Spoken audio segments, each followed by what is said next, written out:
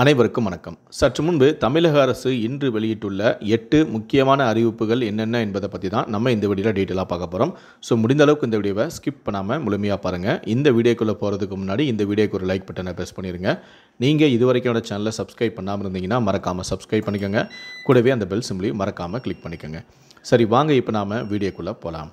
முதல் அறிவிப்பு: ஈரோடு கிழக்கு தொகுதி இடைத்தேர்தலில் திமுக வேட்பாளரான சந்திரகுமார் வெற்றி பெற்றதாக அதிகாரப்பூர்வமாக அறிவிக்கப்பட்டுள்ளது. மொத்தம் எண்ணப்பட்ட 17 சுற்றுகளின் முடிவில் திமுக 1,14,439 வாக்குகளும், நாம் தமிழர் கட்சி 23,810 வாக்குகளும் பெற்றுள்ளன. இரண்டாவது அறிவிப்பு: மருத்துவ படிப்புக்கான நீட் தேர்வு வரும் மே மாதம் 4ஆம் தேதி நடைபெறும் என தேசிய தேர்வு முகமை அறிவித்துள்ளது.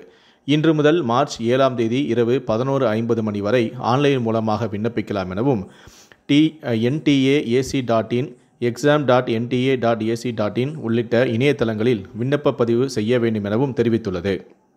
மூன்றாவது அறிவிப்பு: மத்திய அரசு பணியாளர் தேர்வாணையத்தால் நடத்தப்படும் 2025 இந்திய வன சேவை பணிகளுக்கான தேர்வு குறித்த அறிவிப்பு வெளியாகியுள்ளது. மொத்தம் 150 காலி பணியிடங்கள். மாதந்தோறும் 50,100 ரூபாய் அடிப்படை சம்பளமாகவும் வழங்கப்படும். அதோடு இதர படிகளும் வழங்கப்படும். விண்ணப்பதாரர்கள் upsconline.nic.in என்ற இணையதளம் மூலமாக ஆன்லைனில் விண்ணப்பிக்கலாம் என்றும், விண்ணப்பிக்க கடைசி தேதி 11/2/2025 என அறிவிப்பொன்று வெளியாகியுள்ளது. நான்காவது அறிவிப்பு: திருச்சி மற்றும் கள்ளக்குறிச்சி மாவட்டங்களில் வரும் 11ஆம் தேதி டாஸ்மாக் கடைகள் இயங்காது என அறிவிக்கப்பட்டுள்ளது. திருச்சி மாவட்டத்தில் வடலூர் ராமலிங்கர் நினைவு தினத்தை முன்னிட்டு 11ஆம் தேதியன்று உலர் நாளாக அனுசரிக்கப்படுகிறது. அதேபோல கள்ளக்குறிச்சி மாவட்டத்திலும் வள்ளலார் நினைவு நாளை முன்னிட்டு பிப்ரவரி 11ஆம் தேதி அனைத்து டாஸ்மாக் கடைகளும் அன்றைய தினம் விடுமுறை அறிவிக்கப்பட்டுள்ளது. ஐந்தாவது அறிவிப்பு: தமிழ்நாட்டில் அதிகபட்ச வெப்பநிலையானது 2 முதல் 3 டிகிரி செல்சியஸ் வரை அதிகரிக்கக்கூடும் என வானிலை ஆய்வு மையம் தெரிவித்துள்ளது. சென்னையில் காலை வேளையில் லேசான பனிமூட்டம் காணப்படும் எனவும் வானிலை ஆய்வு மையம் கூறியுள்ளது. ஆறாவது அறிவிப்பு: கன்னியாகுமரி மாவட்டம் தோவாளை வட்டத்தில் நாளை பிப்ரவரி 10ஆம் தேதி உள்ளூர் விடுமுறை என மாவட்ட ஆட்சியர் அழகுமீனா அறிவித்துள்ளார்.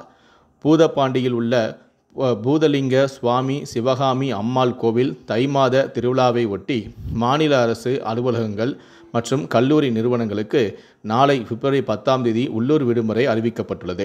பிப்ரவரி 10 உள்ளூர் விடுமுறைக்கு ஈடாக பிப்ரவரி 22ஆம் தேதி சனிக்கிழமை வேலை நாள் என மாவட்ட ஆட்சியரான அழகுமீனா அறிவித்துள்ளார்.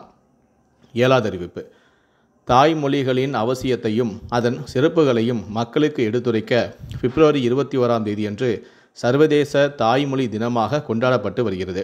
இந்த நிலையில்தான் இந்த ஆண்டுக்கான தாய்மொழி தினத்தை வரும் 21ஆம் தேதி கொண்டாடும் விதமாக அனைத்து அரசு அலுவலகங்கள், பள்ளிகள் மற்றும் கல்லூரிகளில் தமிழ் மொழி தின உறுதி மொழியை ஏற்றுக்கொள்ள வேண்டும் என தமிழக அரசு உத்தரவிட்டுள்ளதாக தகவல்கள் வெளியாகியுள்ளது.